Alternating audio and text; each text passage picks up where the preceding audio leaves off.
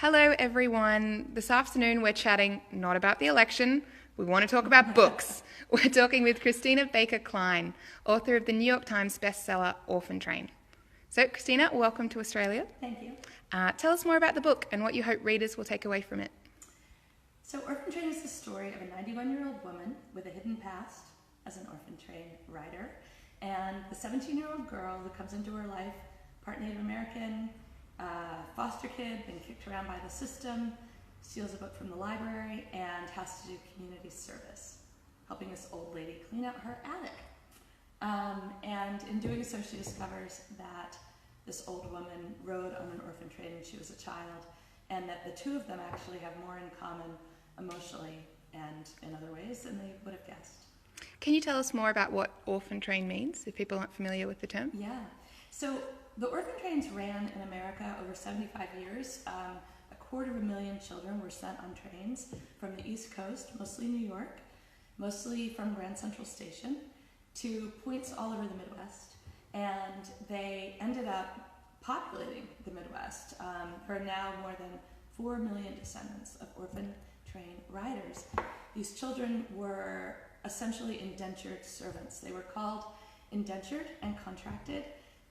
Until the age of 18 or 21, they had to work without pay, often for farmers, and sometimes that situation became a kind of form of slave labor. They ran until 1929, and most people have never heard of them. So, Orphan Train has two distinct voices. So, Vivian, who was a child and a teenager and on the train, and then Molly, who's a teenager in the present day that meets her. How did you know that you wanted both stories, and was it challenging to balance them? Oh, that's a great question. I started with the Orphan Train story because I stumbled on it. My husband's grandfather was featured in an article on Orphan Train riders, and no one in the family had ever heard of the trains, and he had never talked about it.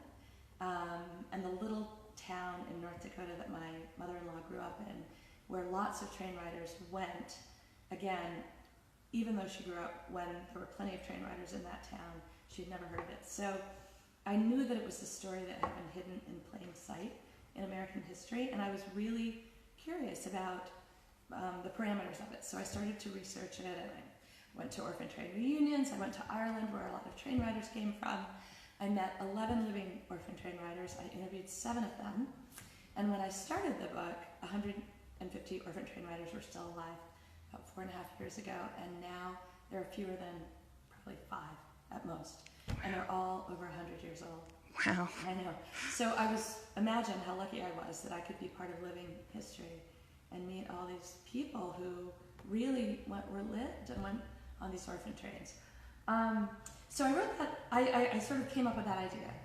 But then I realized that I wanted to contrast it with a story in the present day about a foster kid, because I wanted to look at how similar, in what ways foster care today is similar to the orphan trains and how it's different.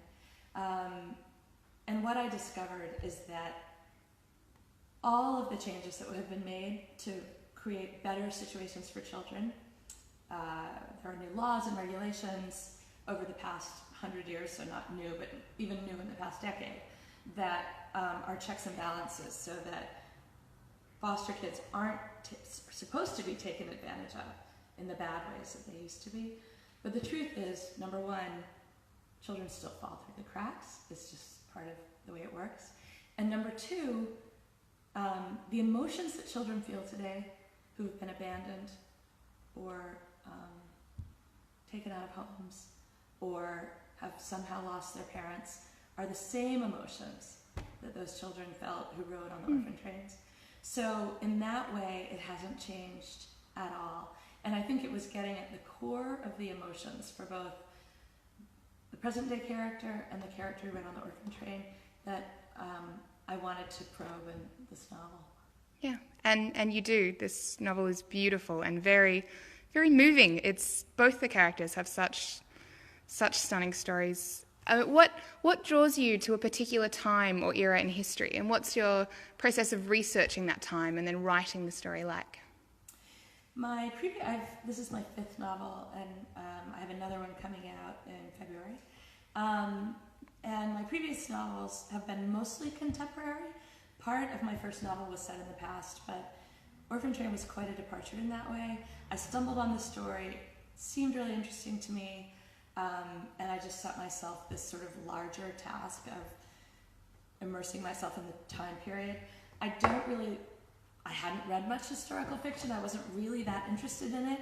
I'm more interested in psychological contemporary fiction as a reader. So I wanted to write about characters who leap off the page, who don't feel that they're set in a period that feels very foreign.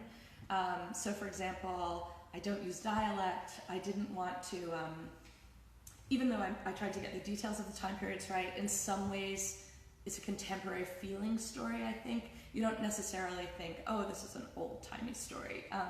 And I wasn't that interested in kind of having language in the narrative, for example, that would have appeared in 1900 or 1920.